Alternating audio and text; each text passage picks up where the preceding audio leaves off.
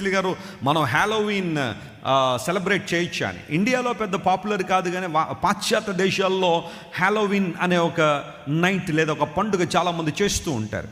దురదృష్టం ఏంటంటే ఈ రోజున చాలామంది క్రైస్తవులు కూడా కొన్ని డినామినేషన్స్ దాన్ని ఒక పండుగగా భావించి దాని అర్థం తెలియకుండానే చేస్తూ ఉంటారు.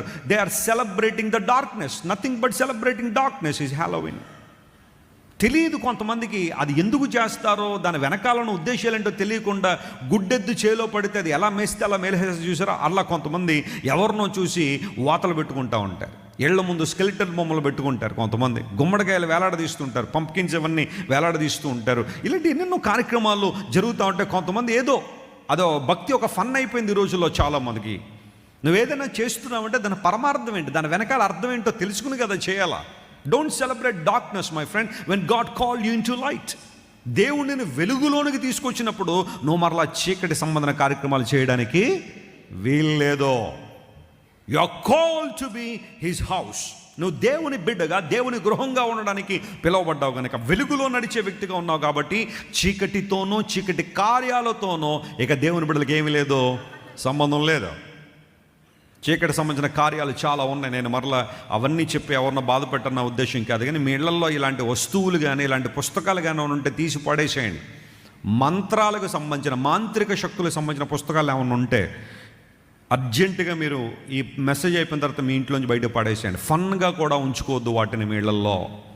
క్షుద్ర శక్తుల గురించి కానీ, మాంత్రిక శక్తుల గురించి కానీ, చేతబడుల గురించి కానీ, బ్లాక్ మ్యాజిక్ కానీ, సోదే కానీ, శకునగండ్రు రాసిన పుస్తకాలు కానీ ఏమన్నా ఉంటే throw them out of your house right now. బయట పడేసేయండి వాడు. ఉడు బోర్డ్స్ కానీ, లేకపోతే కొంతమంది ఆటల కోసం ఇలాంటివన్నీ వేసి కొన్ని రకాలైన చిత్రాలు వేసి రా రా అవాహయామి అంటే ఎందుకు రాడాడు, వస్తాడు, పాడు చేస్తాడు ఈ జీవితాన్ని. అలాంటి ఆటలు కూడా ఆడొద్దు. మాంత్రిక శక్తులకు సంబంధించిన ఆటలు అలాంటివి ఏమన్నా ఉంటే దయచేసి వాటిని బయట పడేసేయండి. మాంత్రిక శక్తులకు సంబంధించిన యాప్స్ ఏమన్నా మీ దాంట్లో ఉంటే, మీ ఫోన్లో ఉంటే డిలీట్ చేసేయండి. రాసులు, నక్షత్రాలు, తిథులు, గ్రహాల గురించిన వివరాలతో నీ జీవితం ముడిపెట్టబడి ఉందని చెప్పే ఏ యాప్ అయినా, ఏ పుస్తకమైనా మీ ఇంట్లో ఉంటే డిలీట్ చేసేయండి, వాటిని బయటపడేసేయండి. ఎందుకంటే నీ భవిష్యత్తు గ్రహాల మీద కానీ, నక్షత్ర చలనాల మీద కానీ, లేదా జ్యోతుల మీద కానీ ఆధారపడి లేదు. నీ భవిష్యత్తు నిన్ను సృష్టించిన దేవుని మీద ఆధారపడి ఉంది. Remember it my friend. ఎప్పటికైనా సరే ఈ మాట గుర్తుపెట్టుకోండి, నీ భవిష్యత్తు గ్రహాల చలనాల మీద లేదు. ఎవడైనా గ్రహాల చలనాల మీద నీ జీవితం ఉంది, ఆ గ్రహం బాగాలేదు కాబట్టి నీ జీవితం బాగాలేదంటే నమ్మద్దు, అది అబద్ధం, మోసం. చాలామంది మోసపోయారు ఇప్పటికే. వాస్తుకు సంబంధించిన పుస్తకాలు ఏమన్నా మీ ఇంట్లో ఉన్నాయా, తీసి బయట పడేసేయండి. బిల్డింగ్ కట్టుకునేటప్పుడు సరే ఈ దిశలో ఉంటే వెలుగు వస్తుందండి, ఈ దిశలో ఉంటే గాలి వస్తుంది అన్న ఉద్దేశంలో ఇల్లు కట్టుకోవడం తప్పేం కాదు. కానీ ఇలా కడితేనే నీకు మంచి జరుగుద్ది.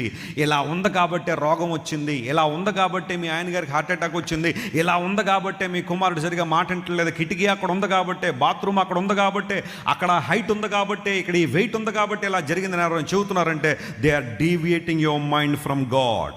దేవుడి నుండి నీ మనసును తప్పించేస్తున్నారు. అదే అలాంటి ఏమైనా ఉన్నాయో బయటపడేసేయండి. భూకంపాలు వస్తున్నాయి, వరదలు వస్తున్నాయి, ఎన్నో ఇళ్ళు కొట్టుకుపోతున్నాయి. వాస్తుతో కట్టిన ఇళ్ళు కాదా అవన్నీ? కొట్టుకుపోలేదా? భూమిలో దిగిపోలేదా? ఆగినయ్యా? అవన్నీ చూసే కదా కట్టారు, సిద్ధాంతులను మేపే కదా కట్టారు.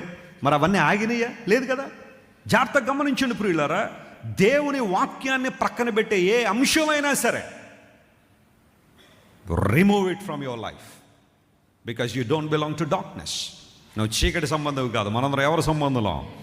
వెలుగు సంబంధంలో. వాక్యమే మన ప్రమాణం, వాక్యమే మన ఆధారం, వాక్యమే మన ఆశ్రయం. నమ్మిన వారు గట్టిగా చెప్పలు కూడా దేవుని నామమున only the Bible, God's word is our ultimate guide.